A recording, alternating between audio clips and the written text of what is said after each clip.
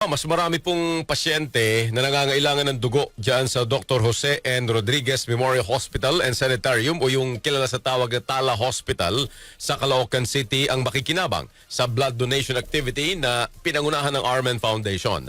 Bahagi ang aktibidad kasabay ng World Blood Donor Day kahapon kung saan ayon kay Dr. Ivy Marie Viola Cruz, ang head ng Pathology Department ng Tala Hospital, malaking tulong ito sa mga pasyenteng kailangan ng dugo para makatulong sa sa paggaling nila sa kanilang karamdaman. Sinabi naman ni Armen Foundation Corporate Social Responsibility Manager Patrick Aurelio, bahagi ang aktibidad na yan ng mga programang isinusulong ng Armen Foundation para matulungan ang mga nangangailangan sa ganitong paraan. Bukod po sa mga personnel at medical staff ng Tala Hospital, nag-donate rin ng dugo ang ilang mga pribadong individual, mga empleyado ng ahensya ng pamahalaan, Armen Foundation at DZXL News, kung saan nasa 4 na po ang bilang ng mga nakapag-donate na ng dugo.